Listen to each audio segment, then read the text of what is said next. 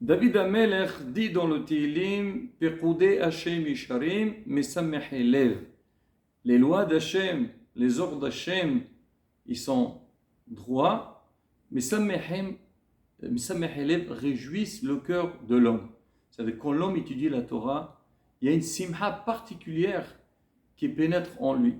Et bien, avec ça, on peut demander aux personnes qui sont vraiment dans l'imoud de la Torah, quelle simha qu'ils ont. On le voit aussi. Même des fois, ça arrive, des gens qui ne sont pas vraiment dans le limoud.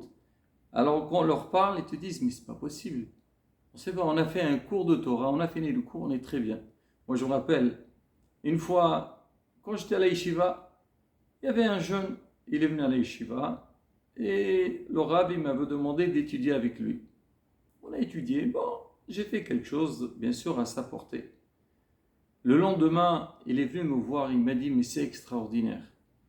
Il m'a dit, en général, c'est vrai que l'être humain, il cherche les plaisirs. On aime bien toute chose qui peut nous réjouir, qui peut nous faire plaisir, on fait tout pour l'avoir.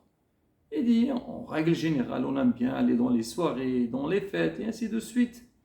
Il dit, mais on voit beaucoup de fois, par exemple, je pars dans un mariage, Baruch Hashem, il y a une grande simha, tout le monde est content, mais le lendemain, on s'ennuie un petit peu, il y a des petites contrariétés, on a mal la tête, la musique elle était très forte, ou on a trop mangé. Bon, il y a toujours des petites remarques. C'est vrai qu'on s'est réjoui pour quelqu'un, mais on va dire les plaisirs qui nous ont transmis, on va dire que c'est pas satisfait à 100%. Mais il m'a dit que entrer dans un cours de Torah, découvrir l'imoud à Torah, c'est complètement différent. Hier soir, mais j'ai passé une nuit de folie, j'étais très très content et ça me donne envie d'étudier encore. Et je lui ai dit, écoute, c'est pas toi qui le dis, toi tu l'as ressenti, mais David Amelech, il a témoigné.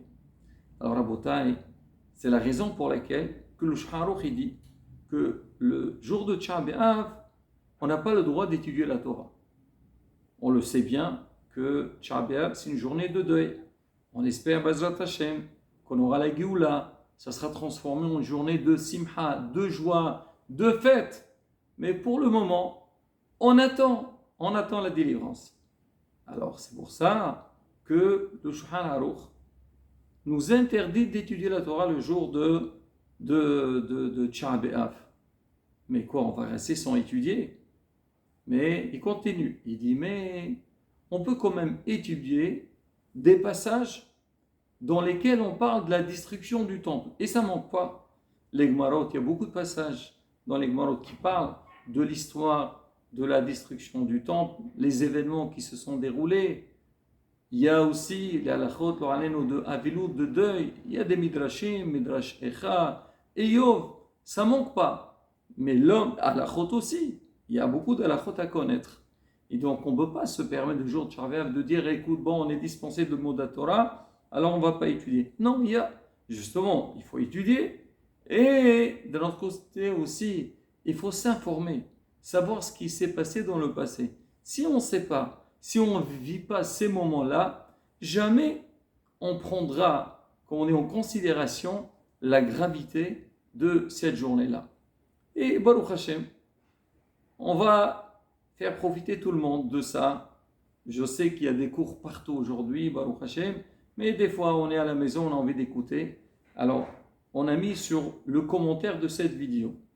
Beaucoup de fois, les gens ils me disent, écoutez, quand vous mettez des commentaires, vous dites appuyer en bas de la page et tout, c'est pas nous, on écoute, après c'est parti. Alors, pour Tsh'a B'Av, pour avoir un peu de temps, faire un petit effort, passer dans les commentaires, il y a là-bas un lien dans lequel on a expliqué, on a raconté tous les événements, ce qui se sont passés pendant cette période, l'histoire de Khamsa ou Bar Khamsa. Il y a beaucoup de choses à découvrir, Rabotai, c'est la Gemara. Et donc, Bezrat Hashem, donc on va essayer donc, de lire ça, comme on a dit, ne pas perdre son temps pendant cette journée-là, connaître un peu l'histoire de Ram Israël et prier derrière ça, demander à Hashem, Hashem c'est bon, on a reçu, alors maintenant, c'est à toi de donner, tu as promis, on attend la Géoula. Donc, je tiens à préciser, Rabotai, il y a sur ce din-là de l'imoud, beaucoup posent la question, est-ce qu'on a le droit d'étudier Télim ou pas? dans la halakha, c'est rapporté, on va dire, en tous les cas, beaucoup de postrim disent non, parce que aussi lire le Tehillim, ça fait partie de l'Ummud Torah. Mais si on a besoin d'étudier Tehillim, par exemple pour un malade, ou pour une situation délicate, difficile, ça serait permis.